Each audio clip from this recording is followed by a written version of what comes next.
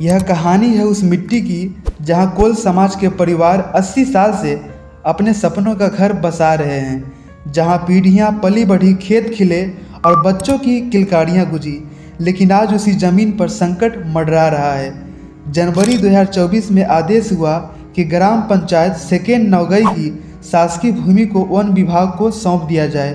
दुख की बात यह है कि न तो पंचायत को न ही ग्रामीणों को समय पर इसकी जानकारी दी गई और इसी कारण वे अपने हक की बात भी समय पर नहीं रख पाए। आज सेकेंड नवगई के परिवार बस यही विनती कर रहे हैं, हमारी देरी माफ़ की जाए, हमारी आपत्ति सुनी जाए और हमें न्याय दिया जाए। चितरंगी तहसील के नवगई 2 में आदिवासी लोग रहते हैं और करीब 80 वर्ष से ये लोग निवासरत हैं उस जगह पर, और अब इन लोगों के सामने एक बहुत बड़ी मुसीबत सामने खड़ी हो चुकी है। वो ये कि शासकीय भूमि पर ये लोग निवासरत थे और इस भूमि को अब जो है वन विभाग कब्जा करना चाहता है। इसी को लेकर के कलेक्ट्रेट में वे आए हुए हैं अपनी जनसुनवाई के लिए कि आखिर इतने वर्षों से वो रह रहे हैं तो उनका आशियाना कहीं ना छिन जाए, वन विभाग उनके सपनों को कहीं तोड़ ना दे। इसके चलते आज कलेक्टर साहब से मिलने पहुंचे हुए हैं। आइए जान लेते हैं कि आखिर क्या कुछ समस्या है, क्या मामला है जिसके लिए पहुंचे हैं। क्या नाम है आपका? बबलू कोल। क्या दिक्कत है? सर हम लोग यहाँ से हमारी 4 पृष्ठ हो गई, वहाँ पे हमारे बब्बा पापा लोग सब, ये हम लोग मतलब 4 वर्ष हो गई, कम से कम 70-80 वर्षों से रह रहे हैं। हमें वहाँ बहुत तकलीफ़ हो गई है। हमें वहाँ से मतलब मुनारा घर के एकदम आंगन के बीच में कम से कम 10 हाथ दूर इस घर से एकदम मुनारा लगाया जा रहा है। एक घर के पीछे आगे पीछे एकदम चारों तरफ से घेर गया है। ये जंगल विभाग के द्वारा फॉरेस्ट। क्या बोला जा रहा है? मतलब बोला जा रहा है कि तो आपका घर बस छोड़ के बाकी सब ले लिया जाएगा। जंगल विभाग में ट्रांसफ़र कर दिया जा रहा है। जंगल, हाँ, चारागाह पहले था, वहाँ पे चारागाह, उसी के आधार पे हम लोग रह रहे थे। आवास भी बना चुके हैं, सरकारी आवास भी है हम लोग। सरकारी आवास मिला हुआ, पट्टा नहीं मिला है? पट्टा हम लोगों के पास नहीं है। कहाँ क्या उम्मीद है आप लोग की? क्या किस लिए आए हुए हैं? नहीं सर, हम नवगई सेकंड से आए हैं। हमारे यहाँ ये आदिवासी कम से कम 40 घर बसे हुए हैं, जो कि इनकी 3 पीढ़ी वहाँ बीत गई। अकस्मात पटवारी द्वारा सर्वे करा करके राजस्व विभाग की अराजी फॉरेस्ट विभाग को दी गई। अब वहाँ पे जंगल विभाग के अध्यक्ष ग्राम के जो चुने गए हैं अशोक प्रसाद द्विवेदी, उनके द्वारा कार्य किया गया मुनारा निर्माण। अब ये पब्लिक जब जानी तो सब खलबला उठी। हमसे मिलने के बाद इनको हम बोले चलिए भाई कलेक्टर साहब के पास आप लोग आवेदन दीजिए, उनसे मिलिए, अपनी समस्या व्यक्त करिए, उस समस्या का समाधान उन्हीं के यहाँ से निवारण हो सकता है।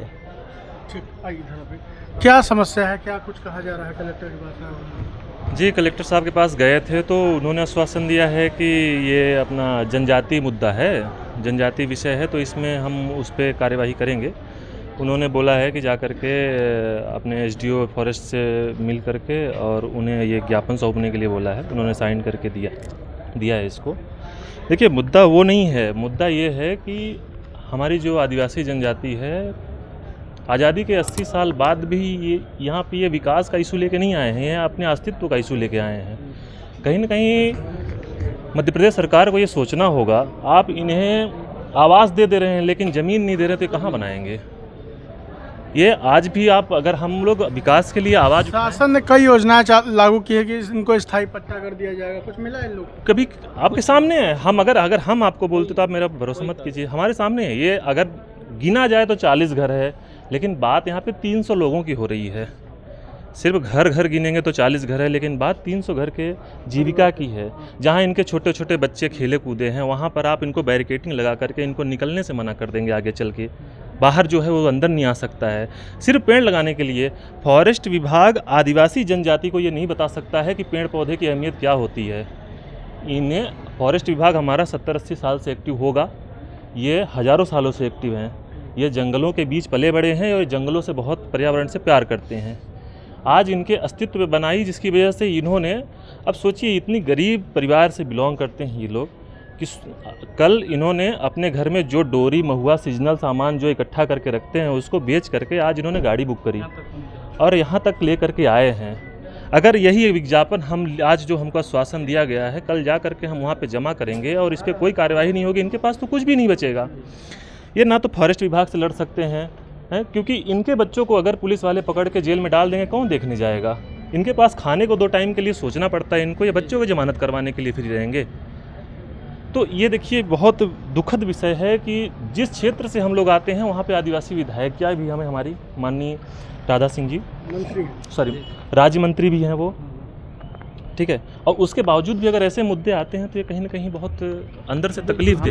तो क्या मांग है आपकी, काहे के लिए आए हैं आप? हम आन सर, हमन के पास जगह कुछ नहीं आ और शासन जगह ले ले है, पौधा लगवाए देती है, बेड़ दही हमन की घर, हम बेवा हन, हमारा लड़का 8 ठे हैं और 8 लड़का हमारे जगह पीछे नहीं आ तो हम कहाँ जाब?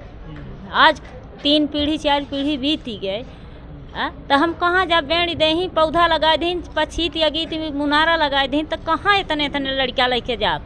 समस्या है, आप बताइए।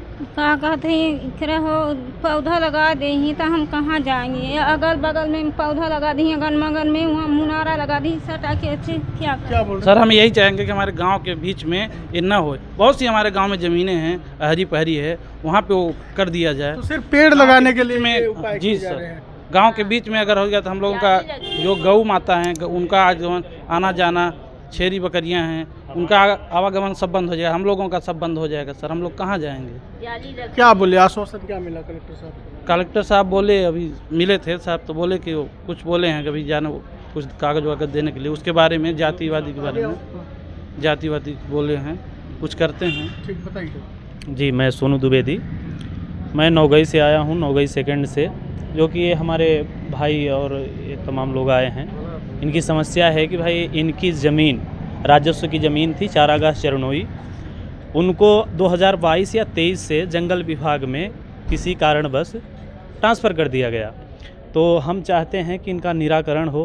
भाई ये समथिंग मान के चलिए कि संयुक्त परिवार में 40 हैं और एकल परिवार अगर करेंगे तो कम से कम 300 लोग आ रहे हैं, ठीक है। तो हम चाहते हैं कि इनका निराकरण हो और इनको न्याय मिले। बात यहाँ पे सिर्फ इनके विस्तार की नहीं है कि इनसे विस्तार किया जाएगा। बात यहाँ पे ये है कि अगर आपने इतनी सारी योजनाएं निकाली हुई हैं कि जिस ज़मीन पे आदिवासी बसे हुए हैं उनको उसके पट्टा हराजी किया जाए, तो अगर हमारे इन आदिवासी भाई बहनों को, माताओं को अगर आप 10 एकड़ 15 एकड़ में से सबको डिवाइड कर देंगे तो आप इनका भला हो जाएगा।